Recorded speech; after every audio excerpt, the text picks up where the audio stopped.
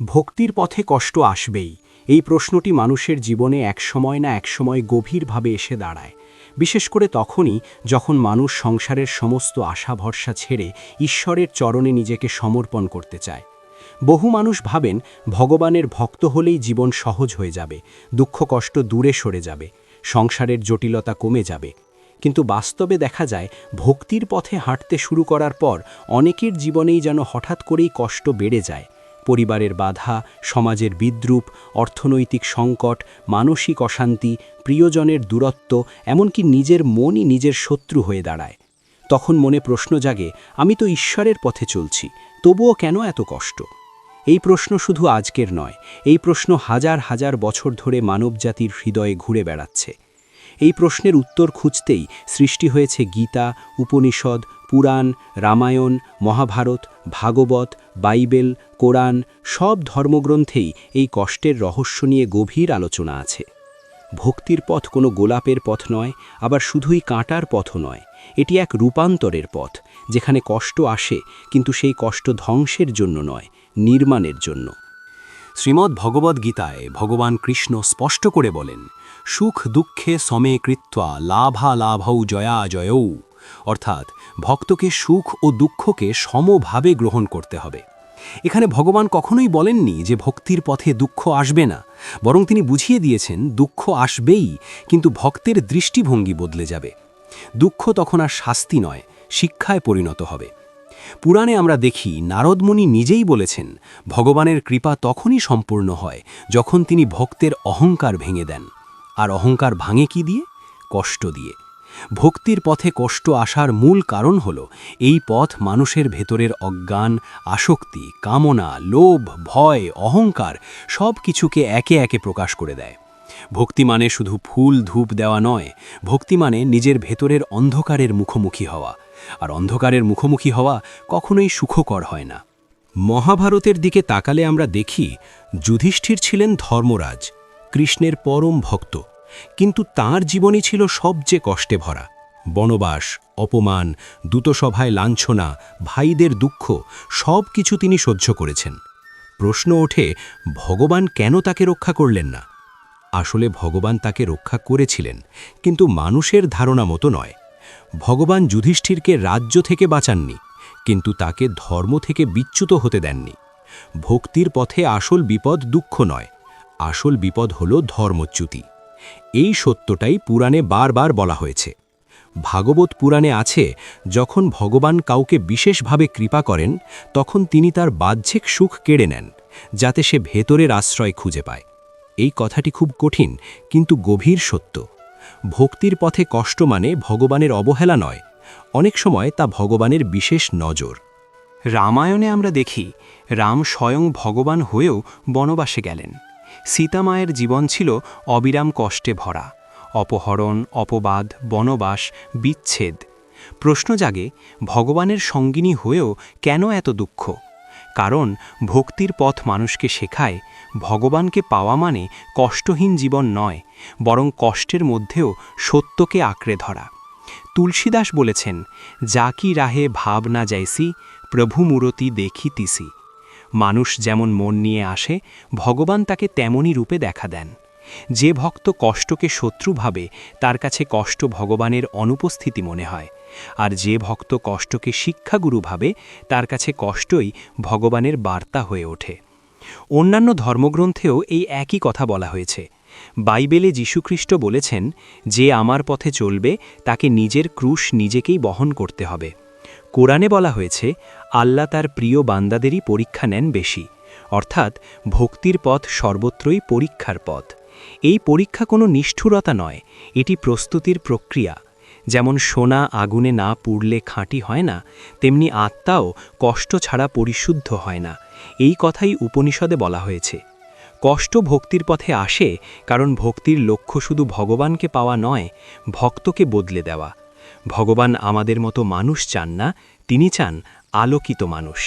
এইখানেই ভক্তির পথে কষ্টের আসল রহস্য লুকিয়ে আছে। আমরা যখন ভগবানকে জীবনের উপকরণ বানাতে চাই, সুখের জন্য, সাফল্যের জন্য, নিরাপত্তার জন্য, তখন কষ্ট এলে আমরা হতাশ হই। কিন্তু যখন ভগবানই জীবনের লক্ষ্য হয়ে ওঠেন, তখন কষ্ট পূজার অঙ্গ হয়ে যায়। গীতায় কৃষ্ণ তাই বলেছেন, মাং হি পার্থ ব্যপাশ্রেত্যা, আমাকেই আশ্রয় করো, ফলকে নয়। ভক্তির পথে কষ্ট আসবেই, কারণ এই পথ মানুষকে ফলাশক্তি থেকে মুক্ত করে। ফল ছেড়ে দেওয়া সবচেয়ে কষ্টের কাজ। সংসার ছাড়তে হয় না, কিন্তু আসক্তি ছাড়তে হয়। আর আসক্তি ছাড়ার সময়ই সবচেয়ে বেশি যন্ত্রণা হয়। ভক্তির পথে কষ্ট কেন বেশি করে আসে, এই প্রশ্নের উত্তর খুঁজতে গেলে আমাদের আগে বুঝতে হবে ভক্তি আসলে কি এবং ভক্তির উদ্দেশ্য কি। সাধারণ মানুষ যখন ঈশ্বরকে স্মরণ করে, তখন সেই ঈশ্বরকে নিজের জীবনের সমস্যার সমাধানকারী হিসেবে দেখতে চায়। দুঃখ দূর করো, অভাব ঘোচাও, বিপদ থেকে বাঁচাও। কিন্তু শাস্ত্রে যে ভক্তির কথা বলা হয়েছে তা এর চেয়েও অনেক গভীর। ভক্তি মানে হল নিজের আমিকে ধীরে ধীরে ভেঙে দেওয়া, নিজের ইচ্ছার জায়গায় ঈশ্বরের ইচ্ছাকে বসানো। আর এই ভাঙার প্রক্রিয়াটাই সবচেয়ে কষ্টদায়ক। তাই দেখা যায়, যে মানুষ যত গভীরভাবে ভক্তির পথে এগোয়, তার জীবন তত বেশি নাড়িয়ে দেয় বাস্তবতা। গীতায় ভগবান কৃষ্ণ অর্জুনকে বলেন, যদা যদা হি ধর্মাস্য গ্লানির্ভবতি, অর্থাৎ ধর্মের গ্লানি হলে আমি অবতীর্ণ হই। কিন্তু লক্ষ্য করো, তিনি বলেননি যে ধর্মের পথে চললেই সবকিছু মসৃণ হবে, বরং ধর্মের পথে চলার সময়ই গ্লানি আসে, সংঘর্ষ আসে, কষ্ট আসে। কারণ ধর্ম মানে স্রোতের বিপরীতে হাঁটা, আর স্রোতের বিপরীতে হাঁটলে শরীর ক্লান্ত হবেই। পুরাণে একটি গভীর কথা বলা হয়েছে, যাকে ভগবান দ্রুত নিজের কাছে টানতে চান, তাকেই তিনি আগে শূন্য করে দেন। এই শূন্যতা আসে কষ্টের মাধ্যমে। ভক্তির পথে কষ্ট বেশি আসে, কারণ ভগবান চান ভক্ত তার ওপর ছাড়া আর কিছুতে ভরসা না রাখুক। ভাগবত পুরাণে নারদ মুনি যুধিষ্ঠিরকে বলেছেন, ভগবান যখন কাউকে বিশেষভাবে কৃপা করেন, তখন তার বাহ্যিক আশ্রয়গুলো একে একে সরিয়ে নেন। পরিবারে অশান্তি, অর্থনৈতিক টানাপড়েন, সম্মানহানি, একাকিত্ব, এই সবই ভক্তির পথে পরিচিত অভিজ্ঞতা। সাধারণ মানুষের জীবনে কষ্ট এলেও তার বিকল্প আশ্রয় থাকে, টাকা, ক্ষমতা, মানুষ, সম্পর্ক। কিন্তু ভক্তের ক্ষেত্রে এই আশ্রয়গুলো ভেঙে যায়, যাতে ভক্ত বুঝতে পারে চিরস্থায়ী আশ্রয় একমাত্র ঈশ্বরই। মহাভারতের চরিত্রগুলোর দিকে তাকালেই এই সত্য পরিষ্কার হয়। কুন্তী দেবী ছিলেন কৃষ্ণের পরম ভক্ত। তিনি কৃষ্ণের কাছে কি চেয়েছিলেন জানো? সুখ নয়, তিনি চেয়েছিলেন দুঃখ। কুন্তী বলেছিলেন, বিপদঃ সন্তু তাঃ শাশ্বত তত্র তত্র জগদ্গুরো। হে কৃষ্ণ, আমার জীবনে বারবার বিপদ আসুক, যাতে আমি বারবার তোমাকে স্মরণ করি। এই প্রার্থনা সাধারণ মানুষের কাছে অদ্ভুত মনে হতে পারে, কিন্তু ভক্তির দৃষ্টিতে এটি অত্যন্ত গভীর। কুন্তী জানতেন, সুখ মানুষকে ঈশ্বর থেকে দূরে সরিয়ে দেয়, আর দুঃখ মানুষকে ঈশ্বরের কাছে টেনে আনে। তাই ভক্তির পথে কষ্ট আসে, কারণ কষ্টই শ্রমণের আগুন জ্বালিয়ে রাখে। গীতায় ভগবান বলেন, অনন্যাশ্চিন্তয়ন্ত মাং, যারা অনন্যভাবে আমাকে স্মরণ করে তাদের যোগক্ষেম আমি বহন করি। এখানে যোগক্ষেম মানে শুধু বাহ্যিক সুখ নয়, আত্মার উন্নতি। অনেক সময় ভক্ত ভাবে, আমি তো ভগবানকে স্মরণ করছি, তবুও কেন আমার জীবন ভেঙে পড়ছে? আসলে জীবন ভাঙছে না, ভেঙে পড়ছে পুরনো অহংকার, পুরনো আসক্তি, পুরনো পরিচয়। এই ভাঙন না হলে নতুন চেতনা জন্মায় না। উপনিষদে বলা হয়েছে, আত্মা ভাঙা ছাড়া জাগে না। যেমন বীজ ফাটে বলেই গাছ জন্মায়, তেমনি মানুষের জীবনেও ভাঙন দরকার। অন্য ধর্মগ্রন্থেও এই একই তত্ত্ব পাওয়া যায়। বাইবেলে জোব ছিলেন ঈশ্বরের পরম ভক্ত। তার সব কিছু কেড়ে নেওয়া হয়েছিল, সম্পদ, সন্তান, সম্মান, স্বাস্থ্য। কিন্তু সেই কষ্টের মধ্য দিয়েই জোবের বিশ্বাস আরও গভীর হয়েছিল। কোরআনে বলা হয়েছে, তোমরা কি মনে করো শুধু ঈমান আনলেই পরীক্ষা ছাড়া ছেড়ে দেওয়া হবে? অর্থাৎ বিশ্বাসের সত্যতা যাচাই হয় পরীক্ষার মাধ্যমে। এই পরীক্ষা কেবল সহ্য করার জন্য নয়, পরিশুদ্ধ হওয়ার জন্য। ভক্তির পথে কষ্ট তাই আসে বেশি, কারণ ভক্তির দাবি বেশি। আরেকটি গুরুত্বপূর্ণ বিষয় হল, ভক্তির পথে কষ্ট আসে কারণ সমাজ ভক্তিকে সহজে গ্রহণ করে না। যে মানুষ ভোগের পথে হাঁটে, সমাজ তাকে বাহবা দেয়, কিন্তু যে মানুষ সংযমের পথে হাঁটে তাকেই প্রশ্নবিদ্ধ করা হয়। পুরাণে প্রহ্লাদের কাহিনী তার বড় উদাহরণ। প্রহ্লাদ ছিলেন বিষ্ণুর ভক্ত, আর তার বাবা হিরণ্যকশিপু ছিলেন ক্ষমতার পূজারী। প্রহ্লাদের ভক্তির কারণেই তাকে অত্যাচার সহ্য করতে হয়েছিল। প্রশ্ন আসে, ভগবান কেন আগে রক্ষা করলেন না? কারণ প্রহ্লাদের ভক্তিকে পরিপক্ক হতে হয়েছিল। ভক্তি যখন অপরিণত থাকে তখন তা আবেগ, কষ্টের মধ্য দিয়ে তা বিশ্বাসে রূপ নেয়। ভক্তির পথে কষ্ট আর শাস্তির মধ্যে পার্থক্য বুঝতে না পারলে মানুষ হতাশ হয়ে পড়ে। শাস্তি আসে ভুলের জন্য, কিন্তু কষ্ট আসে বিকাশের জন্য। গীতায় কৃষ্ণ কখনো বলেননি যে ভক্ত ভুল করবে না, কিন্তু তিনি বলেছেন ভক্ত ভুল করলেও ধ্বংস হয় না। কষ্ট ভক্তকে ভাঙে না, বরং গড়ে তোলে। এই কারণেই দেখা যায় ভক্তরা কষ্টের মধ্যেও ভগবানকে ছাড়ে না। আর যারা কেবল সুবিধার জন্য ঈশ্বরকে স্মরণ করে তারা কষ্ট এলেই মুখ ফিরিয়ে নেয়। এই ধাপের সার কথা হল, ভক্তির পথে কষ্ট আসবেই, কারণ এই পথ মানুষের চেতনাকে শুদ্ধ করার পথ। ভগবান ভক্তকে আরাম দিতে আসেন না, তিনি ভক্তকে মুক্ত করতে আসেন। আর মুক্তি মানে শুধু সুখ নয়, সত্যের মুখোমুখি হওয়া। সত্য অনেক সময় কঠিন, তীব্র, যন্ত্রণাদায়ক, কিন্তু সেই সত্যই শেষ পর্যন্ত শান্তি দেয়। ভক্তির পথে কষ্ট এলে মানুষের মনে সবচেয়ে বড় যে দ্বন্দ্বটি জন্ম নেয় তা হলো, এই কষ্ট কি আমার পূর্বকর্মের ফল নাকি ভগবানের কৃপা? কারণ সাধারণ বুদ্ধিতে কষ্টকে কখনোই কৃপা বলে মনে হয় না। মানুষ স্বাভাবিকভাবেই ভাবে ভগবান কৃপা করলে সুখ দেবেন, আর কষ্ট মানেই বুঝি তিনি মুখ ফিরিয়ে নিয়েছেন। কিন্তু শাস্ত্র বলে ঠিক উল্টো কথা। গীতায় ভগবান কৃষ্ণ অত্যন্ত সূক্ষ্মভাবে কর্ম ও ভক্তির সম্পর্ক ব্যাখ্যা করেছেন। তিনি বলেছেন, কর্মফল অনিবার্য, কিন্তু ভক্তির আগুনে সেই কর্মফল পুড়ে রূপ বদলাতে পারে। অর্থাৎ ভক্তির পথে কষ্ট আসতে পারে পূর্বকর্মের ফল হিসেবে, কিন্তু সেই কষ্ট আর সাধারণ কষ্ট থাকে না, তা হয়ে ওঠে শুদ্ধিকরণের মাধ্যম। এই পার্থক্যটাই বোঝা সবচেয়ে জরুরি, না হলে ভক্ত পথ হারিয়ে ফেলে। উপনিষদে বলা হয়েছে, মানুষ জন্মায় ঋণ নিয়ে, দেবঋণ, পিতৃঋণ, ঋষিঋণ এবং কর্মঋণ। এই কর্মঋণই জীবনের সুখ দুঃখের মূল। ভক্ত হওয়া মানে এই ঋণ মুছে যাওয়া নয়, বরং সেই ঋণ পরিশোধের পদ্ধতি বদলে যাওয়া। সাধারণ মানুষ কর্মফল ভোগ করে অজ্ঞান অবস্থায়, কষ্ট পায়, অভিযোগ করে, ভেঙে পড়ে। কিন্তু ভক্ত একই কর্মফল ভোগ করে সচেতন অবস্থায়। সে কষ্টের মধ্যেও প্রশ্ন করে, এই কষ্ট আমাকে কি শেখাতে এসেছে? এই প্রশ্নটাই কষ্টকে কৃপায় রূপান্তর করে। ভাগবত পুরাণে বলা হয়েছে, ভক্ত যখন কষ্টে পড়ে এবং সেই কষ্টের জন্য ভগবানকে দোষ না দিয়ে বরং কৃতজ্ঞ থাকে, তখন সেই কষ্ট আর কর্মবন্ধন সৃষ্টি করে না। এটাই ভক্তির অলৌকিক শক্তি। অনেক সময় মানুষ ভাবে, আমি তো ভক্তি করছি, তবু আমার পুরনো পাপের ফল কেন ভোগ করতে হচ্ছে? এর উত্তর গীতায় খুব স্পষ্ট। কৃষ্ণ বলেন, ভক্তির ফলে কর্মফল নষ্ট হয় না, কর্মফলের ধার কমে আসে এবং তার তীব্রতা বদলে যায়। যেমন কারো বড় দুর্ঘটনার বদলে ছোট অসুখ হয়, বড় অপমানের বদলে সামান্য কষ্ট আসে। ভক্ত অনেক সময় বুঝতেই পারে না যে কষ্ট সে পাচ্ছে তার আড়ালে কত বড় বিপদ কেটে গেছে। পুরাণে আছে, ভগবান ভক্তকে এমন কষ্ট দেন যা সে সহ্য করতে পারে, কিন্তু তাকে এমন বিপদে ফেলেন না যা তাকে ঈশ্বর বিমুখ করে দেবে। এই সীমারেখাটা খুব সূক্ষ্ম, কিন্তু ভক্তির পথে এটি অত্যন্ত গুরুত্বপূর্ণ। ভাগ্যের সঙ্গে ভক্তির সম্পর্কও এখানে গভীরভাবে জড়িত। ভাগ্য মানে মানুষের জমে থাকা কর্মের সমষ্টি। ভক্তি সেই ভাগ্যকে মুছে দেয় না, বরং ভাগ্যকে পুনর্লিখন করে। রামায়ণে আমরা দেখি, রামচন্দ্র স্বয়ং ভগবান হয়েও রাজ্যচ্যুত হলেন। এটা কি কর্মফল নাকি লীলা? আসলে এটি শিক্ষা। রাম দেখিয়ে দিলেন, ভক্তি মানে ভাগ্য বদলানোর দাবি নয়, ভাগ্যকে মেনে নিয়ে ধর্মে অটল থাকা। এই শিক্ষাই ভক্তের জীবনে কষ্ট এনে দেয়, কারণ সমাজ শেখায় ভাগ্যকে জয় করো, কিন্তু ধর্ম শেখায় ভাগ্যকে শুদ্ধ করো।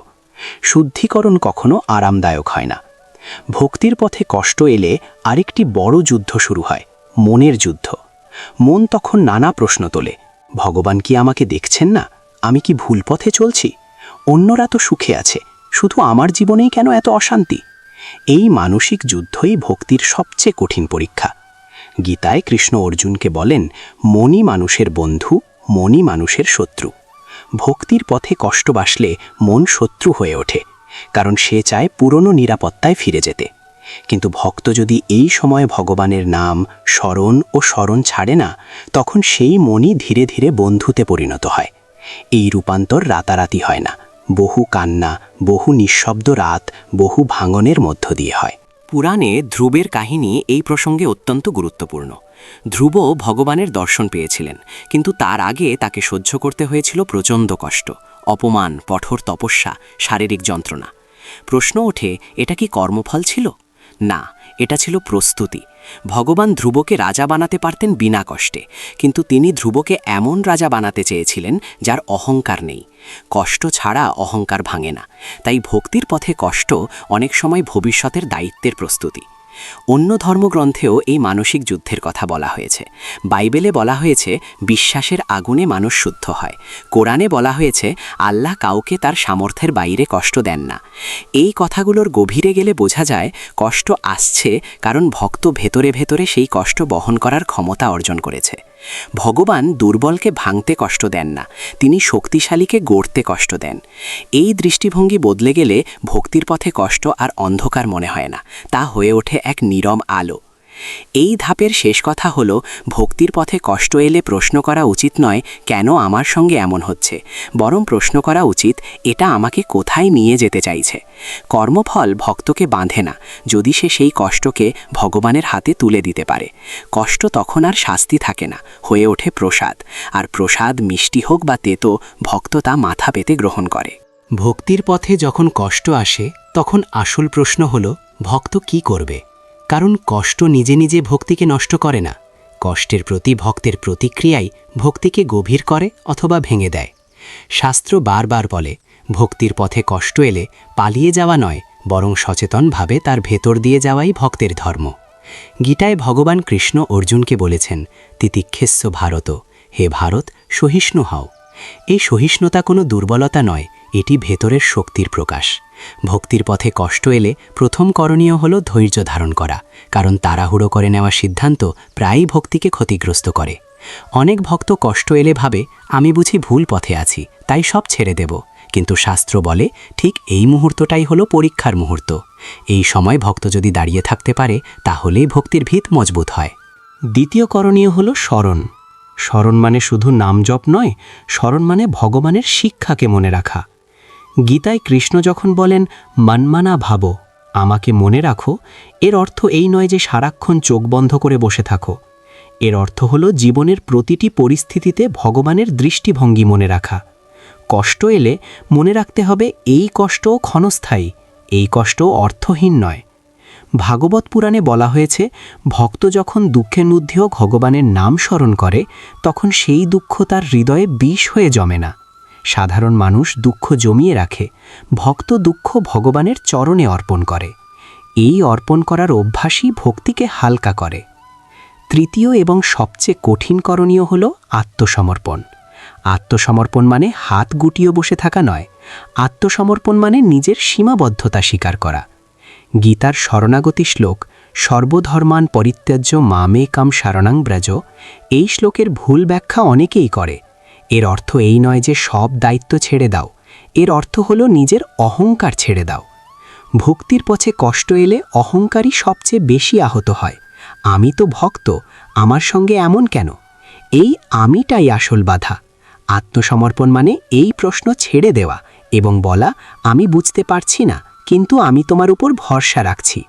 এই ভরসাই ভক্তিকে গভীর করে। পুরাণে বহু ভক্তের জীবনে এই করণীয়গুলোর উদাহরণ পাওয়া যায়। মীরাবাই বিষ্ণুর ভক্তি করার জন্য সমাজের তীব্র বিরোধিতা সহ্য করেছিলেন, বিষ প্রয়োগ, অপমান, একাকিত্ব। তিনি কি করেছিলেন? তিনি যুক্তি দিয়ে লড়াই করেননি, প্রতিশোধ নেননি। তিনি গান গেয়েছেন, নাম নিয়েছেন, ভরসা রেখেছেন। এই ভরসাই তাকে ইতিহাসে অমর করেছে।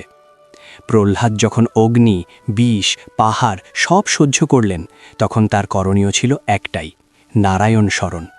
ভগবান তখনই আবির্ভূত হন যখন প্রহ্লাদের ভক্তি ভয়ের ঊর্ধ্বে উঠে যায়।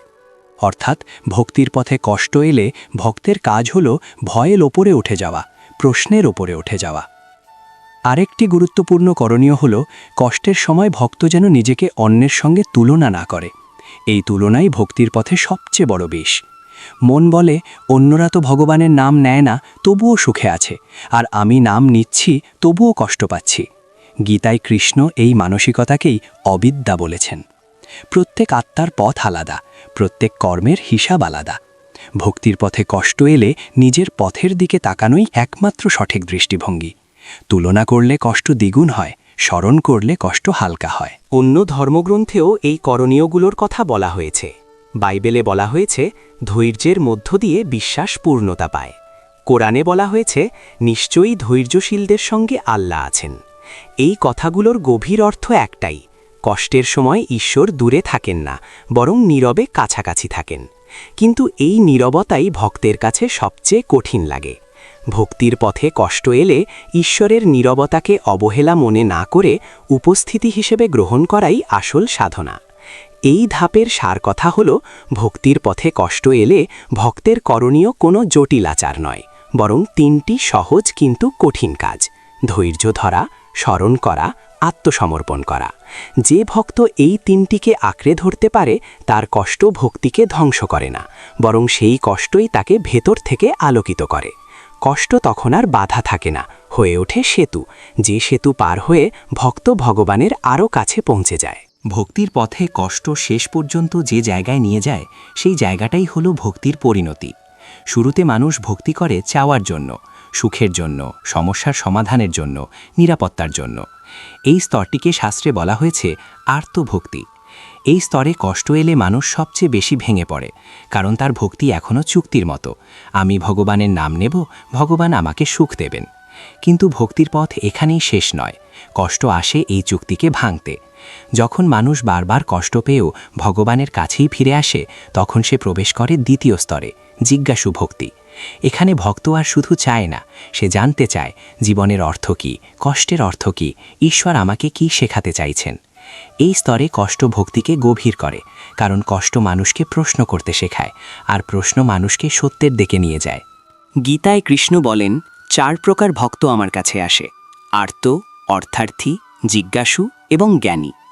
লক্ষ্য করো, জ্ঞানী ভক্ত শেষ স্তনে আসে, আর সেই জ্ঞানী ভক্ত তৈরি হয় কষ্টের আগুনেই। তৃতীয় স্তরে এসে ভক্ত বোঝে ভগবানকে পাওয়ার জন্য ভক্তি নয়, ভগবানই ভক্তির লক্ষ্য। এই স্তরে কষ্ট আর শত্রু থাকে না, কষ্ট হয়ে ওঠে শিক্ষক। ভাগবত পুরাণে বলা হয়েছে, যে ভক্ত দুঃখে কাঁদে না, আবার সুখে উল্লসিতও হয় না, সেই ভক্তিই প্রকৃত ভক্তি। এই নির্লিপ্ততা আসে কেবল দীর্ঘ কষ্টের মধ্য দিয়ে। কষ্ট ভক্তকে শূন্য করে দেয়, আর সেই শূন্যতাতেই ঈশ্বর বাস করেন। এই পর্যায়ে এসে ভক্ত বুঝতে পারে ভগবান কখনো দুঃখ দেননি, ভগবান আসলে দুঃখের ভেতর দিয়ে সত্য দেখিয়েছেন। যে কষ্ট একদিন অন্যায় মনে হয়েছিল, সেই কষ্টই একদিন আশীর্বাদ বলে মনে হয়। বহু সাধক বলেছেন, যদি আমার জীবনের সব কষ্ট না থাকতো, তবে আমি ঈশ্বরকে চিনতেই পারতাম না। সংসারের আরাম মানুষকে ঘুম পাড়ায়, আর কষ্ট মানুষকে জাগায়। এই জাগরণই ভক্তির চূড়ান্ত ফল। রামকৃষ্ণ পরমহংস বলেছিলেন, দুঃখ না পেলে ঈশ্বরকে ডাকা হয় না। এই কথার গভীরে গেলে বোঝা যায়, কষ্ট মানুষকে ভগবানের দরজায় নিয়ে আসে, কিন্তু ভক্তিকে ভগবানের বুকে নিয়ে যায় সহিষ্ণুতা। ভক্তির শেষ স্তরে এসে ভক্ত আর নিজের কষ্টের কথা বলে না, সে কষ্টকে ভগবানের লীলার অংশ হিসেবে দেখে। তখন আর প্রশ্ন থাকে না আমার সঙ্গে কেন, বরং অনুভব আসে তুমি যেভাবে চাও সেভাবেই হোক। এই অবস্থাকেই গীতা বলে স্থিতপ্রজ্ঞ অবস্থা। এই জায়গায় এসে ভক্ত আর মুক্তি চায় না, স্বর্গ চায় না, দুঃখহীন জীবনও চায় না। সে শুধু চায় ভগবানের স্মরণ যেন কখনো না হারায়। কুন্তী দেবীর প্রার্থনা আবার এখানে ফিরে আসে, বারবার বিপদ আসুক, কিন্তু ভগবান যেন ভুলে না যায়। এটাই ভক্তির চূড়ান্ত সৌন্দর্য। কষ্ট তখন আর অন্ধকার নয়, আলো বহনকারী মেঘ। মেঘ না এলে যেমন বৃষ্টি হয় না, তেমনি কষ্ট না এলে ভক্তির গভীরতা জন্মায় না। এই পুরো আলোচনার সার কথা একটাই, ভক্তির পথে কষ্ট আসবেই, কিন্তু সেই কষ্ট ভক্তিকে ধ্বংস করার জন্য আসে না। কষ্ট আসে ভক্তিকে পরিণত করার জন্য, পরিশুদ্ধ করার জন্য, অহংকার ভাঙার জন্য, আর ভগবানের সঙ্গে সম্পর্ককে আরও গভীর করার জন্য। যে এই সত্য বুঝে যায়, তার জীবনে কষ্ট থাকলেও হাহাকার থাকে না, তার চোখে জল থাকলেও হৃদয়ে শান্তি থাকে, আর এই শান্তি ভক্তির আসল ফল।